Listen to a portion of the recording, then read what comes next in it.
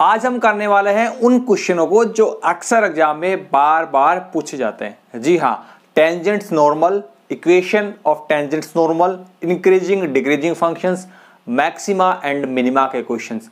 ऐसे क्वेश्चंस अक्सर एग्जाम में बार बार पूछे जाते हैं और आज मैं ऐसे क्वेश्चंस आपके लिए लेकर आया हूं जो एक एग्जाम में नहीं, बहुत से एग्जाम्स में बार बार आए हुए हैं। ठीक है, और इस वीडियो को शुरू से लेकर एंड तक पूरा देखिएगा, आपको सारी बातें, सारा कॉन्सेप्ट इंक्रीजिंग डिक्रीजिंग का और मैक्सिमा मिनिमा का एकदम क्लियर हो जाएगा। नमस्कार दोस्तों, स्वागत है आप सभी का अपने YouTube channel Nitin Sharma maths और मैं हूं आपका दोस्त नितिन।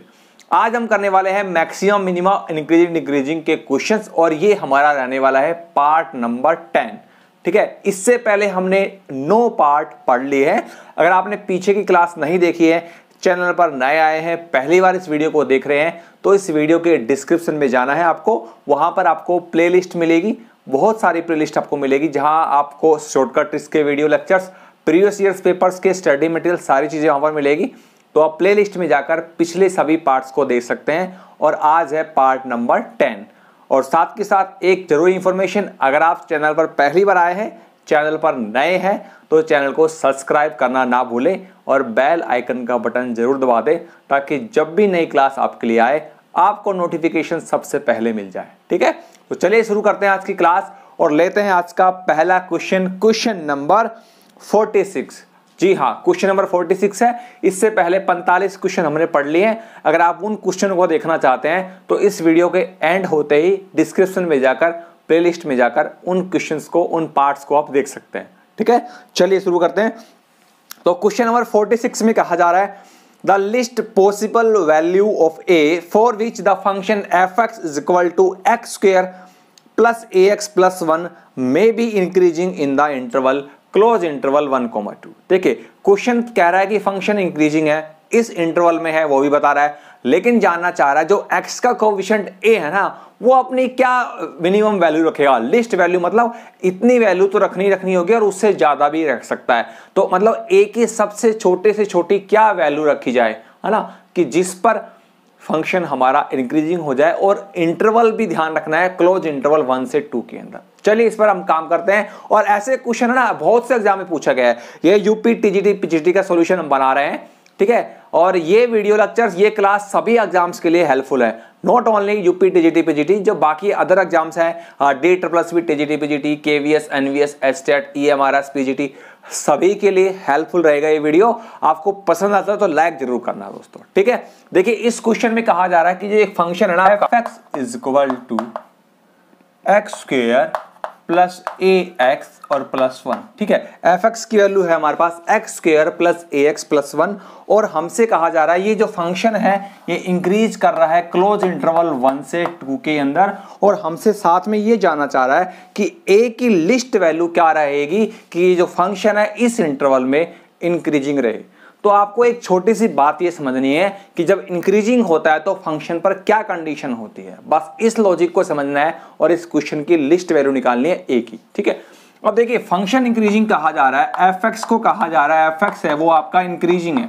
ठीक है, एफ एक्स इंक्रीजिंग बता रहा है और इस इंटरवल में बता रहा है, मतलब कि x की वैल्यू इस इंटरवल में लाई करती है और इंक्रीजिंग है। तो a की लिस्ट वैल्यू मतलब a की कम से कम क्या वैल्यू रखी जाए कि ये फंक्शन है इस इंटरवल में इंक्रीज करता है। तो आपको इंक्रीजिंग वाले कॉन्सेप्ट को माइंड में रखना है। जब f(x) इंक्रीजिंग होता है तो f(x) greater than equal to 0 होता है। अब यहाँ पर बहुत से साथियों को कंफ्यूजन होता है, कुछ किताबों में ऐसा लिखा हुआ है, तो कंफ्यूजन होने की आवश्यकता नहीं है। जब भी इंक्रीजिंग का वर्ड आए तो वो ग्रेटर देन इक्वल टू 0 इस्तेमाल करना। ध्यान रखिए, अगर फंक्शन है ना, फंक्शन आपका इंक्रीजिंग होता है, फंक्शन आपका इंक्रीजिंग होता है किसी इंटरवल में, है ना, एट एन इंटरवल, किसी इंटरवल में आपका फंक्शन अगर इंक्रीजिंग होता है तो आपको ये इस वाला f greater than equal to 0, ये वाली कंडीशन आपको इस्तेमाल करनी है, इंक्रीजिंग एट एन इंटरवल। और अगर लिखा है स्ट्रिक्टली इंक्रीजिंग तो आपको लगाना है f(x) greater than 0। Strictly increasing पर लगाएंगे f(x) ग्रेटर देन 0 और इंक्रीजिंग में हम लगाएंगे ग्रेटर देन इक्वल टू 0, क्योंकि इंक्रीजिंग में किसी इंटरवल में इंक्रीज हो रहा है तो वो किसी एक पर्टिकुलर पॉइंट पर, किसी पर्टिकुलर सब इंटरवल पर वो कांस्टेंट भी हो सकता है। फॉर एग्जांपल देखिए, हम हल्का सा ग्राफ बना के इस चीज को समझते हैं तो आप इस बात को और अच्छे से समझ पाएंगे। जैसे मान लेते हैं x इक्वल टू 2 है और यहाँ x इक्वल टू 4 है, क्लियर है।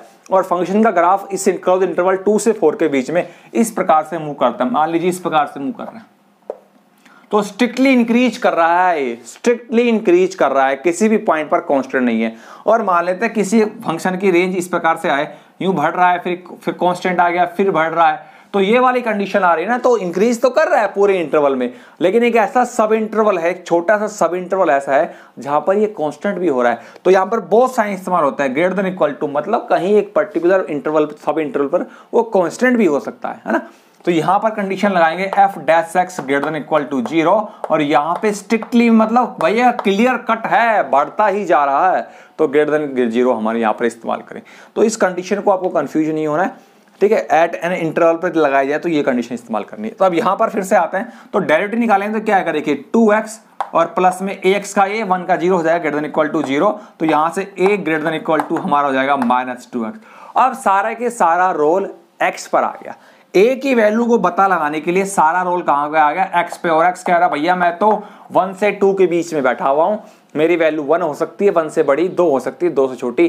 x तो कह रहा है मैं 1 और 2 के बीच में हूं। अब आप पता लगाओ कि इंक्रीजिंग भी हो जाए, मैं इस इंटरवल में भी रहूं, और ये कंडीशन मुझे लिस्ट वैल्यू बताइए a की।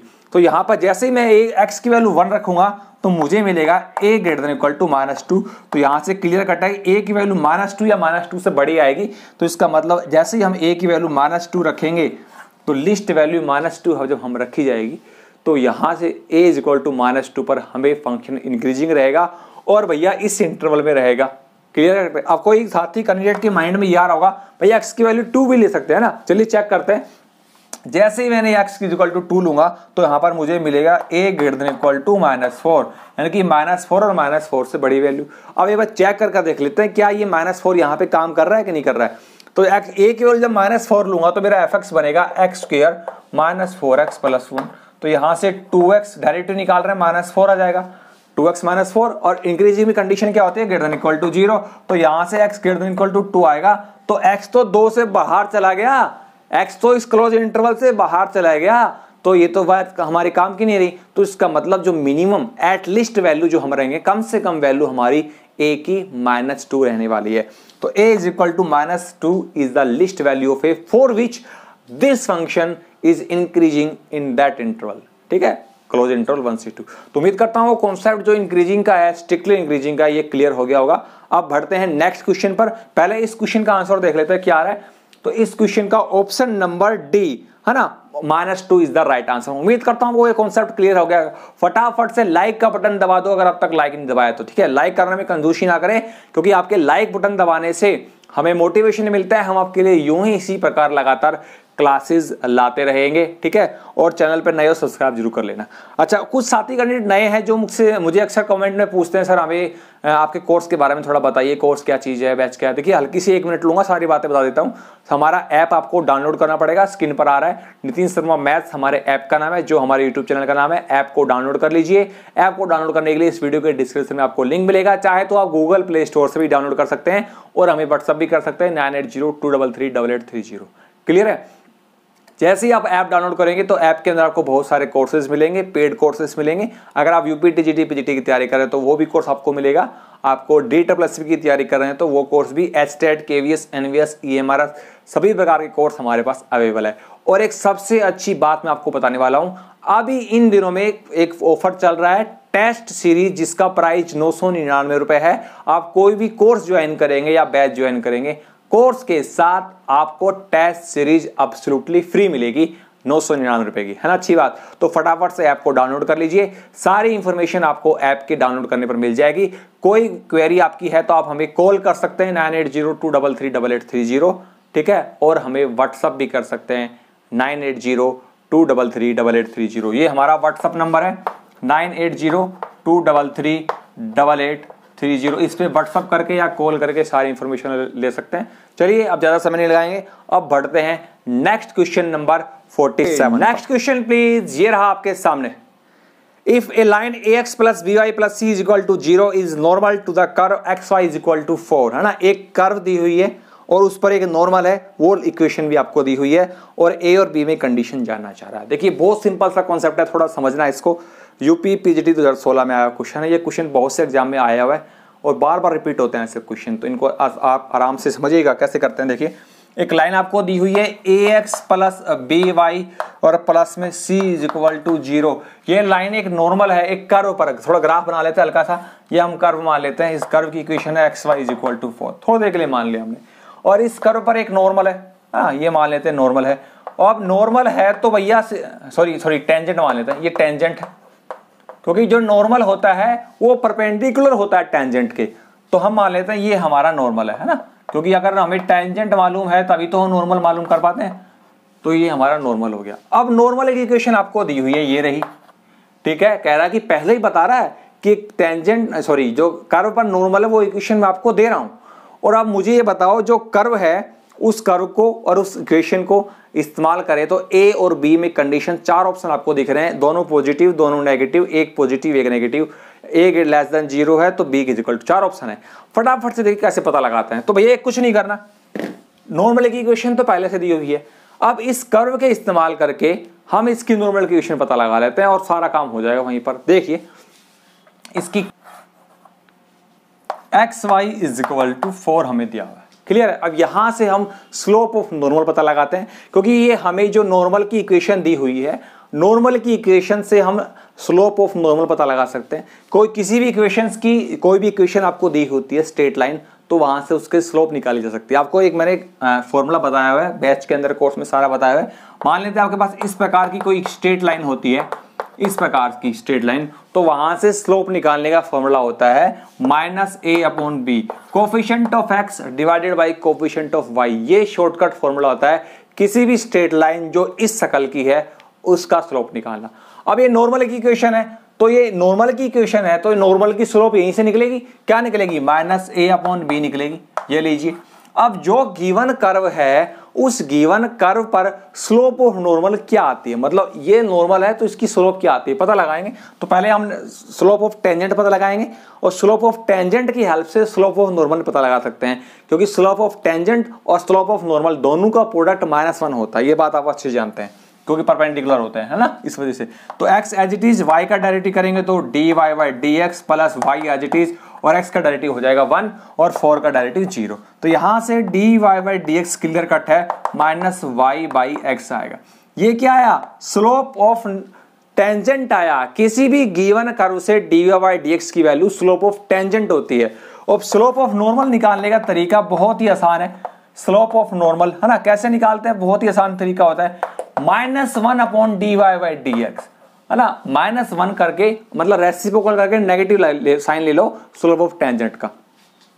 अब देखिए -1 का 1, dy और dx की वैल्यू क्या है -y/x, तो ये हमारे पास भैया क्या बन जाएगा, माइनस से माइनस कट जाएगा, x ऊपर आएगा और x/y, तो ये क्या है, स्लोप ऑफ नॉर्मल x/y। अब गिवन इक्वेशन से स्लोप ऑफ की नॉर्मल की इक्वेशन से हमने नॉर्मल की स्लोप निकाल ली -a/b। अब क्वेश्चन कह रहा है भाई इसकी जो स्लोप ऑफ नॉर्मल है, स्लोप ऑफ इक्वेशन है नॉर्मल की, वो मैं दे रहा हूं आपको।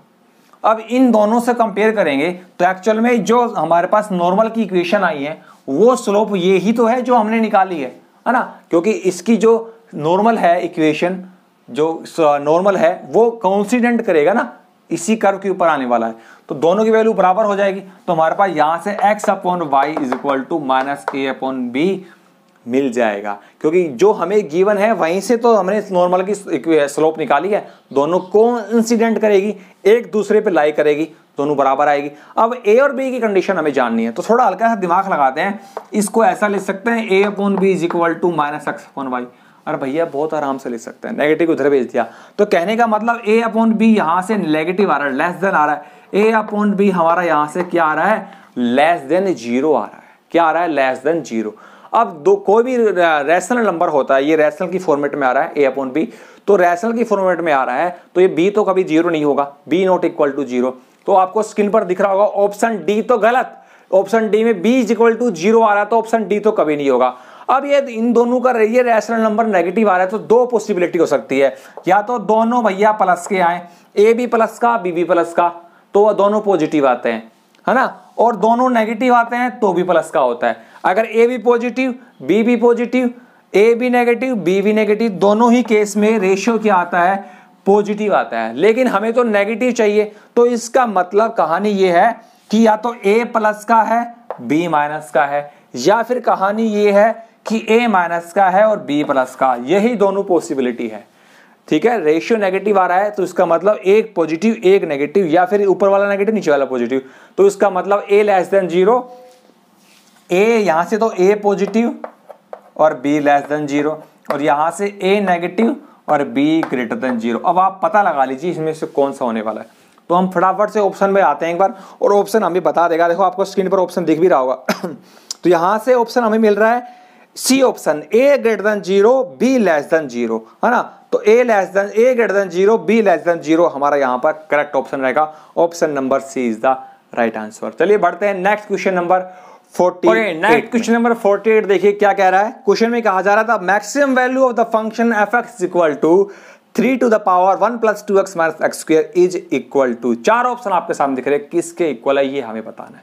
ठीक है, ऐसे क्वेश्चन मैक्सिमम इनवा के बहुत बार एग्जाम में आते हैं, ऐसे क्वेश्चन या इसके जैसे आते हैं। ठीक है, तो क्वेश्चन में क्या कहा जा रहा है, देखिए f(x) की जो वैल्यू है ना वो आपको दी जा रही है 3 to the power 1 plus 2x minus में x square, ये आपको दिया हुआ है। यहां से हमें पता लगाना है कि जो फंक्शन है वो मैक्सिमम वैल्यू क्या देने वाला है और किसकी इक्वल और इसकी वैल्यू।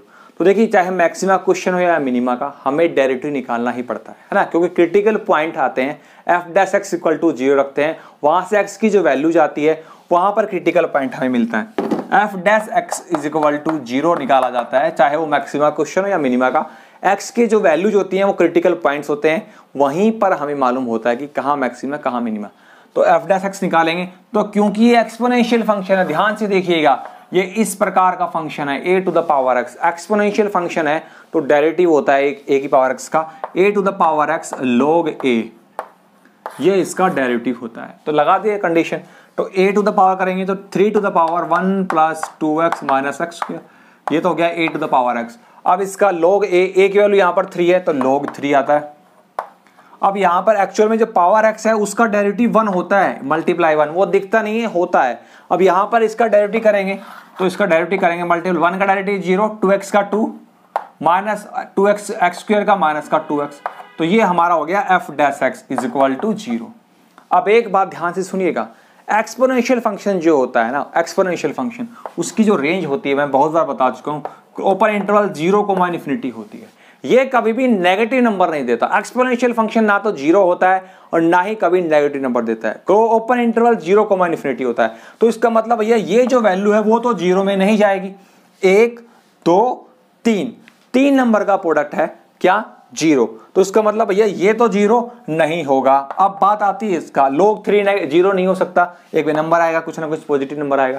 अब यहां पर बात आती है ये 0 हो सकता है, तो इसका मतलब यहां से क्लियर कट है कि 2 minus 2x is equal to 0 और 2 इज इक्वल टू 2x और x इज इक्वल टू 1। तो हमें क्रिटिकल पॉइंट मिल गया, x is equal to 1 is the critical point. तो 1 पर ही मैक्सिमा या मिनिमा वाली बात होने वाली है। अब मैक्सिमा की बात पूछ रहा है, तो जैसे ही हम यहां पर देखिए 1 रखेंगे तो अब आगे सेकंड डेरिवेटिव निकालने की जरूरत नहीं है कि ये second derivative double derivative less than or greater than or. हमें तो क्वेश्चन एग्जाम में फटाफट से आंसर चाहिए होते हैं, तो 1 के अलावा का दूसरा पॉइंट तो है नहीं भाई जिसपे हमें डाउट हो, क्या पता दूसरा पॉइंट हमें मैक्सिमम वैल्यू दे रहा हो, तो डाउट वाली बात तो है नहीं। फटाफट से इसको उठा के रखो, ठीक है, यहां पर रखेंगे तो f(x) देखिए क्या आंसर देगा, f(x) हमें देगा 3 की पावर 1 प्लस 2 इंटू 1 2 और माइनस 1 का स्क्वायर 1 से 1 कट जाएगा तो 3 की पावर 2, है ना। तो 3 की पावर 2 क्या होता है 9 हमारा यहाँ पर मैक्सिमम वैल्यू होगी फंक्शन की। तो फटाफट से पता लगा लेते हैं। तो देखिए option number B is the correct answer. ठीक है, उम्मीद करता हूँ पसंद आया होगा। फटाफट से लाइक का बटन दबा दो, नहीं दबाया तो चलिए बढ़ते हैं नेक्स्ट क्वेश्चन नंबर 49 में। देखिए क्या कहा जा रहा है, if a line 2y is equal to x plus 3 is tangent line to the curve y cube is equal to ax square plus b at the point 1, 2, है ना, और देन 3b माइनस 5a की value आपसे जानना चाह रहा है। एक टेंजेंट की इक्वेशन दे दी, जिस कर्व पर है वो कर्व की इक्वेशन दे रहा है और जिस पॉइंट पर है वो पॉइंट भी दे रहा है। आपसे जानना चाह रहा है भाई 3b माइनस 5a की वैल्यू मुझे बताओ। देखिए कुछ इस प्रकार से ग्राफ है, ये कर्व है, कर्व की इक्वेशन आपको दे दी y is equal to ax square plus b, और हम मान लेते हैं ये वाला पॉइंट है, ये पॉइंट आपको पॉइंट आपको दिया है 1, 2, है ना, x कोऑर्डिनेट की वैल्यू 1, y की वैल्यू 2, और इस पॉइंट पर आपको जो टेंजेंट है उसकी इक्वेशन भी दे रहा है। टेंजेंट की इक्वेशन आपको दे रहा है 2y is equal to x plus 3। Clear है? चलिए अब आगे बढ़ते हैं और हमें फटाफट से पता लगाते हैं a और b की वैल्यू, क्योंकि a और b की वैल्यू मालूम हो गई तो फिर हम मालूम कर लेंगे 3b माइनस 5a। तो कहीं ना कहीं हमें b और a मालूम करना है, फिर हमारा काम हो जाएगा। अब चलिए फटाफट से कैसे पता लगाते हैं। एक बात ध्यान रखिए, जिस पॉइंट पर टेंजेंट है वो पॉइंट उस टेंजेंट की इक्वेशन को और उस कर्व को भैया दोनों को सेटिस्फाई करेगा। भाई बात समझ में? तो अगर ये पॉइंट इस कर्व पर है तो इस कर्व को सेटिस्फाई करेगा। तो चलिए रखते हैं y की वैल्यू 2 है, x की वैल्यू 1 है, x कोऑर्डिनेट 1, y की वैल्यू y कोऑर्डिनेट 2। तो जब यहां पर रखेंगे तो क्या इक्वेशन आएगी, 2 की पावर 3 8 होता है ना, a x की वैल्यू 1 तो a 1 का स्क्वायर 1 a प्लस b। तो हमें एक कंडीशन मिल गई कि a प्लस b क्या है 8 के इक्वल, काम आएगी ये कंडीशन हमारी। दूसरी, ये जो पॉइंट है इस कर्व को भी सेटिस्फाई करेगा, है ना, सॉरी ये जो पॉइंट है इस लाइन को भी सेटिस्फाई करेगा। लेकिन इससे पहले हमें लाइन की इक्वेशन तो बनी बनाई है, इसको थोड़ा सीधा करें तो इसको ऐसा लिख सकते हैं x माइनस 2y और प्लस में 3 is equal to 0। x 2y को धर लगे तो ये हमारे पास क्या आ गई, टेंजेंट की इक्वेशन आ गई। क्लियर है? ये पॉइंट लाइन को कर्व को सेटिस्फाई करता है, तो ये इक्वेशन यहां से बना ली इस कर्व में पुट करके। अब हम निकालते हैं कि किसी भी कर्व से किसी पर्टिकुलर पॉइंट पर टेंजेंट की इक्वेशन कैसे निकालते हैं। तो पहले तो उस टेंजेंट की स्लोप मालूम होनी चाहिए और टेंजेंट किस पॉइंट पर वो पॉइंट मालूम होना चाहिए। पॉइंट तो मालूम है लेकिन उस टेंजेंट की स्लोप नहीं मालूम, तो वो कैसे निकालेंगे, देख ये हो जाएगा हमारा 3y square dy by dx, ठीक है ना, 3y स्क्वायर, y का डायरेक्टिव dy dx, यहां से 2ax हो जाएगा हमारा, दैट्स इक्वल टू 2ax, और कांस्टेंट b होता है तो b का डायरेक्टिव 0। तो यहां से हमें dy बाई dx क्या मिलने वाला वो देखिए आप, 2ax अपॉन में हमारे पास आएगा 3y स्क्वायर। अब डेरिवेटिव किस पॉइंट पर है तो उस पॉइंट पर हम स्लोप भी निकालेंगे। तो dy बाई dx जब हम पता लगाएंगे एट द पॉइंट 1,2 तो हमें क्या मिलेगा, देखिए 2ax की वैल्यू 1 है और y की वैल्यू 2 है, तो ये हमारा जाएगा 3 इंटू 2 का स्क्वायर 4 होता है, 2 से 2 कट जाएगा, तो ये हमारा जाएगा a बाई 6। क्या आएगा हमारा, a बाई 6 स्लोप आ गई इस पॉइंट पर इस कर्व की। आप स्लोप की इक्वेशन कैसे बनाते हैं, y minus y1 that's equal to dy by dx at the given point. Given point यहाँ पर क्या है, 1 और 2 है, तो 1 और 2, और यहाँ पर आ जाएगा x माइनस x1। ठीक है, x1 y1 की वैल्यू, x1 की वैल्यू a 1 और y1 की वैल्यू 2, तो यहाँ पर रखेंगे y minus 2 is equal to, ये वैल्यू हमने पहले से निकाल रखी है dy by dx at the point 1 2, ये क्या हमारा a बाई 6, तो यहाँ रखेंगे a बाई 6 और x1 की वैल्यू हमारी 1 है। क्लियर है? चलिए हम क्रॉस मल्टीप्लाई लगाते हैं, तो 6y माइनस 12 और ax और माइनस में a। ठीक है, और आगे सोल्व करते हैं इसको। तो देखिए पहले ax लिख लेते हैं, फिर 6y को उधर ले जाते हैं, माइनस का 6y, 12 को उधर ले जाते हैं, तो माइनस a प्लस के 12 इज इक्वल टू 0। ठीक है, अब क्योंकि ये जो टेंजेंट की इक्वेशन हमने बनाई है वो ये आई, और पहले से ही कह रहा है क्वेश्चन की टेंजेंट की इक्वेशन तो मैं आपको दे रहा हूं और यही तो थी वो। अब इसका मतलब जो टेंजेंट की इक्वेशन गिवन है, ये वाली गिवन, और जो हमने बनाई वो दोनों कोइंसिडेंट है, एक दूसरे अप्लाई कर रही है, दोनों एक ही है भैया। तो कंपेयर करेंगे रेशियो का, तो देखिए ये इक्वेशन हम लिखेंगे x माइनस के 2y और प्लस के 3 इज इक्वल टू 0। और जब दो लाइन कोइंसिडेंट होती है, एक ही होती है, तो उनके जो रेशियो होते हैं वो बराबर होते हैं। a1 upon a2 is equal to b1 upon b2 is equal to c1 upon c2। 10th class में हम बच्चों को पढ़ाते थे, हमें पता होगा, जब दो लाइन कोइंसिडेंट होती है तो उनके रेशियो जो होते हैं कॉरस्पॉन्डिंग वो बराबर होते हैं। तो a1 upon a2, a upon x का कोएफिशिएंट यहाँ पर 1 है, यहाँ से आएगा माइनस 6 बटे माइनस 2, तो ये हो जाएगा 3 बटे 1, और यहाँ से आएगा 12 माइनस a बटे में 3। ठीक है ना, a1 upon a2, b1 upon b2, c1 upon c2। तो यहां से कंपेयर करेंगे तो a की वैल्यू 3 आएगी। अगर आप चाहें तो यहां से भी निकाल सकते हैं, 3 3 9 होते हैं, तो यहां से भी आपको, इन दोनों से भी आपको a की वैल्यू 3 ही मिलेगी। अब a की वैल्यू 3 आई, यहां पर देखिए पहले का निकाला हुआ काम आ रहा है, तो यहां पर 3 रखेंगे भैया, तो b कितना आएगा बताइए, b आएगा आपका 5, b कितना आएगा 5, तो a 3 b 5, यहां पर आ जाओ, निकाल, टारगेट तो यही था। तो यहां पर रखेंगे b की वैल्यू 5, 3 5 15 और 5 गुना a की वैल्यू कितनी है 3, तो 5 15 गुना 15, 15 माइनस 15, सॉरी 15 माइनस 15, तो 15 माइनस 15 कितने होते हैं, 0 होता है। तो देखिए क्या आंसर मिलता है इसका, 49 का A option is the correct answer, option 0 है ना, ए ऑप्शन 0 वही करेक्ट है। चलिए बढ़ते हैं आज के अंतिम क्वेश्चन, क्वेश्चन नंबर 50 में। ओके, आज का अंतिम क्वेश्चन देखिए, क्वेश्चन नंबर 50 आपके सामने स्क्रीन पर आ चुका है। एक x है, लाई करता है इंटरवल क्लोज इंटरवल 0 से 1 में और मिनिमम वैल्यू जाना चाह रहा है x² + x+1 की। ठीक है, देखिए कैसे पता लगाते हैं। हमारे पास जो गिवन फंक्शन है fx वो आपको दिया हुआ है x² + x+1 और ये मिनिमम वैल्यू क्लोज इंटरवल 0 से 1 में दे रहा है। तो x जो लाई कर रहा है तो इसकी मिनिमम वैल्यू है वो इस इंटरवल में क्या होगी वो हमें पता लगाना है। थोड़ी देर पहले मैंने आपको बताया था चाहे मैक्सिमम वैल्यू निकाली हो मिनिमम, आपको डेरिवेटिव करना बहुत जरूरी है। तो fx का डेरिवेटिव क्या आएगा, देखिए f' आएगा, f' निकालते हैं तो 2x प्लस में 1 आ जाएगा, x² का 2x, x का 1, 1 का 0। क्लियर है। अब यहां से आप मुझे बताइए जब मिनिमम वैल्यू निकालनी है या मैक्सिमम तो क्रिटिकल पॉइंट निकालना होता है। तो क्रिटिकल पॉइंट निकालने के लिए f' को क्या रखते हैं 0, तो यहां से 2x + 1 = 0 और x = आ जाएगा -1/2।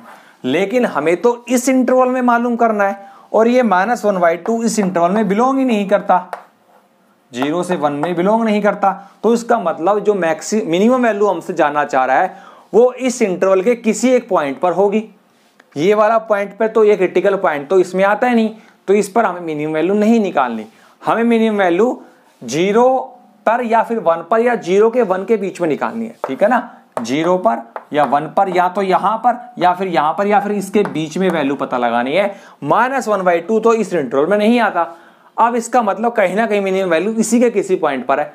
तो 0 पर पता करेंगे तो f0 जब हम पता करेंगे तो 0, 0, 1 वैल्यू हमें मिलेगी मिनिमम वैल्यू।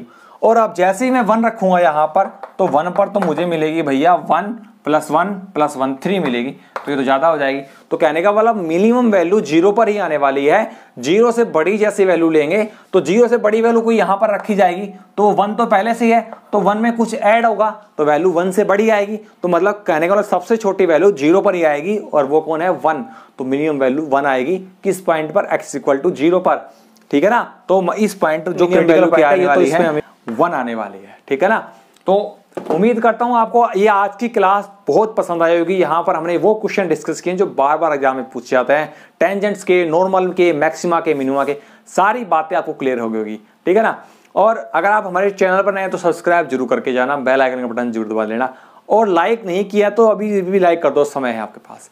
और कोर्स के माध्यम से, बैच के माध्यम से हमारे साथ जुड़ना चाहते हैं, हमारे साथ क्लास लेना चाहते हैं, पेड कोर्स लेना चाहते हैं तो हमारे ऐप को डाउनलोड करना ना भूले। नितिन शर्मा मैथ्स हमारे ऐप का नाम है।